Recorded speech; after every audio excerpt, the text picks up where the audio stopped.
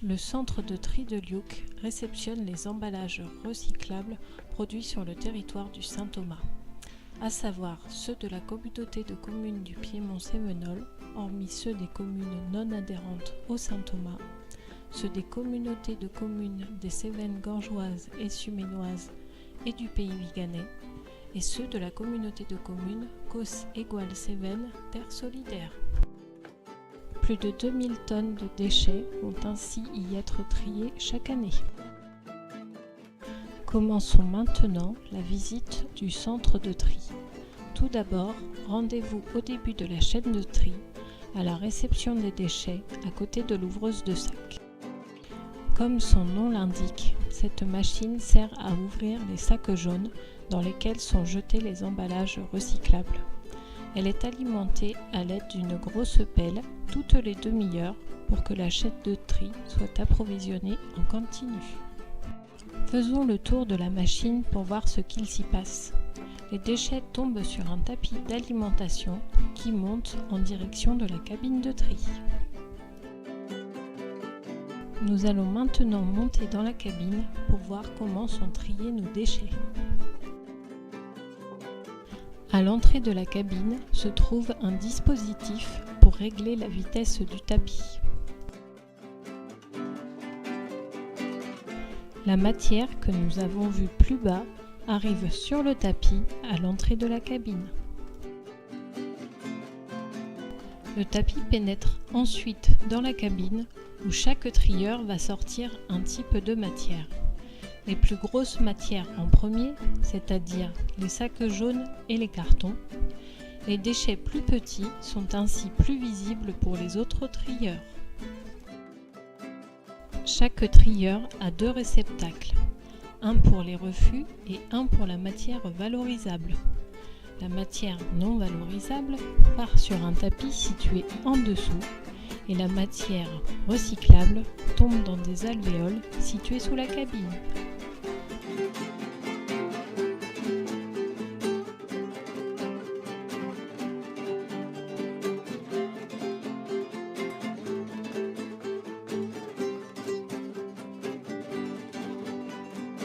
Les cartons et les cartonnettes sont tout d'abord récupérés.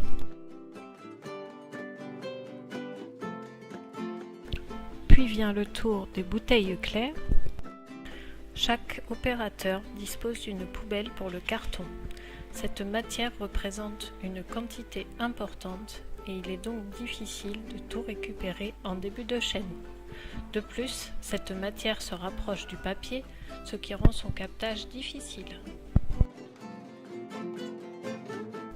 Les bouteilles foncées sont ensuite récupérées.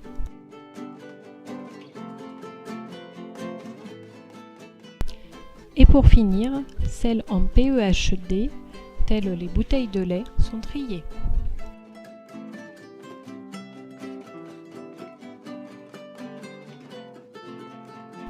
De 2,5 à 3 tonnes de déchets sont ainsi triés par heure. L'employé chargé de l'approvisionnement du tapis s'arrange pour que les déchets arrivent en mélange hétérogène sur la chaîne de tri. Ainsi, les opérateurs chargés de récupérer le plastique, par exemple, ne sont pas à l'arrêt parce que seul du papier arrive sur la chaîne. Nous entrons ensuite dans la salle suivante où se trouve l'overband. Cette machine est utilisée pour trier les matières métalliques qui sont aspirées par ce gros aimant.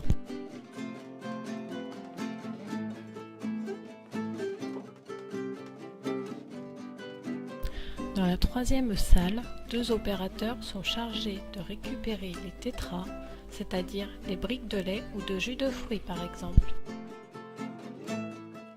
Ils trient également l'aluminium qui ne peut être récupéré par l'overband étant donné qu'il n'est pas aimantable.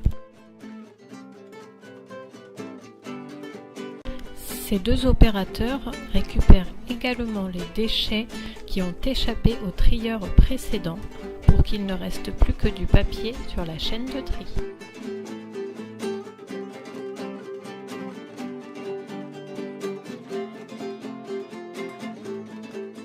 Le tapis finit ainsi sa course avec uniquement du papier qui tombe dans une benne. Les refus de tri sont eux aussi mis dans une benne avant d'être conditionnés en balles pour être enfouis ou incinérés. Nous allons ensuite nous rendre sous la cabine de tri. Voici les alvéoles dans lesquelles tombent les déchets triés par les opérateurs. Tout d'abord le tétra,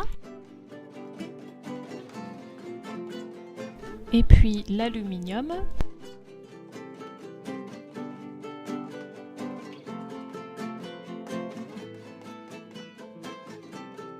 ensuite le PEHD,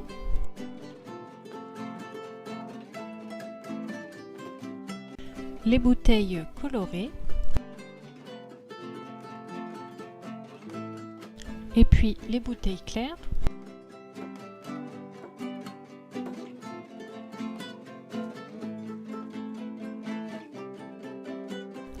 les cartons et les cartonnettes,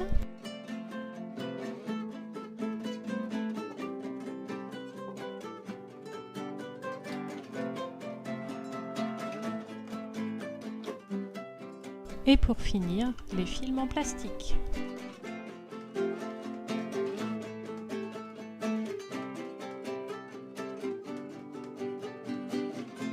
Rendons-nous maintenant vers la presse qui sert à conditionner les déchets recyclables triés.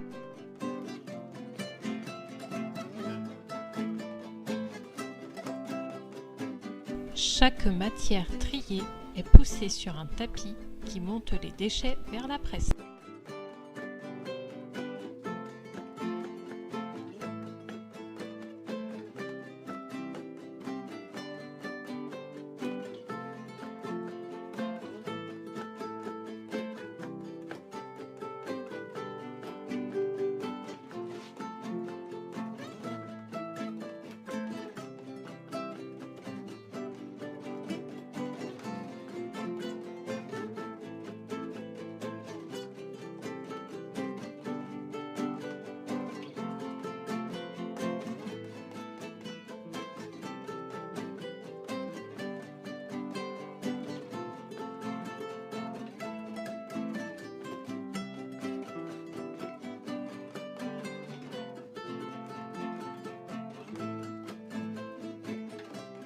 Chaque matière est ensuite compressée par la presse pour être conditionnée en balles.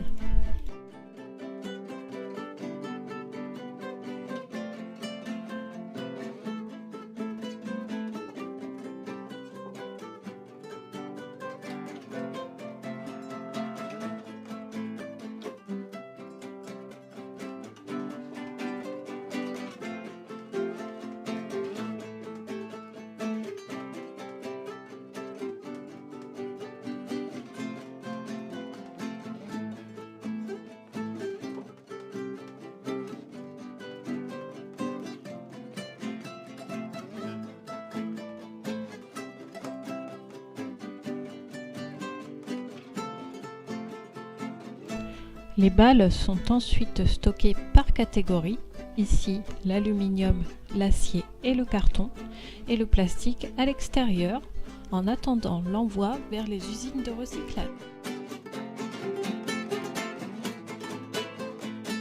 Une balle de carton pèse environ 1 tonne, comme une balle d'acier.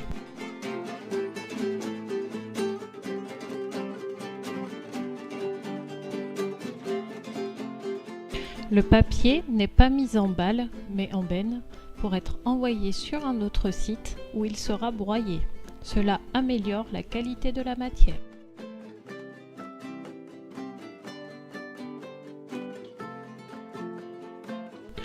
Enfin, voici les balles de plastique. Elles sont plus petites, environ 300 kg.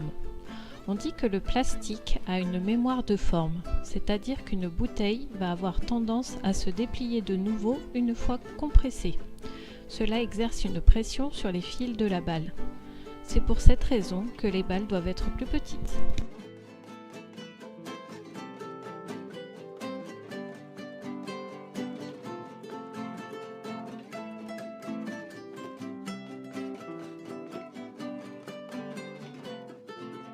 Lorsqu'il y a suffisamment de balles, la matière est envoyée par camion vers les usines de recyclage pour fabriquer de nouveaux objets.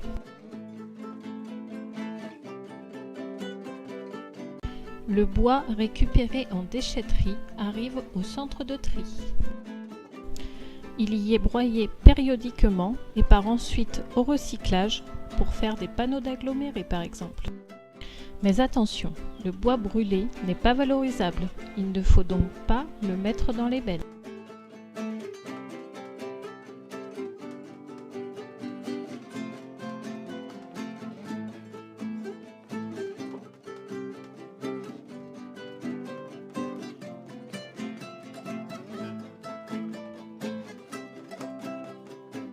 Pour terminer, voyons les erreurs retrouvées fréquemment au centre de tri. Tout d'abord, les imbriqués. Il s'agit de deux déchets de matières différentes empilés l'un dans l'autre. Mais lorsque l'on veut les séparer, ce n'est pas possible car ils sont encastrés l'un dans l'autre à cause des transports. Il ne faut donc pas empiler les déchets. Ensuite, les déchets de soins. Presque tous les jours, des seringues arrivent sur la chaîne de tri. Cela représente un risque majeur pour le personnel qui peut se piquer et être contaminé par des maladies parfois mortelles. Soyons tous vigilants.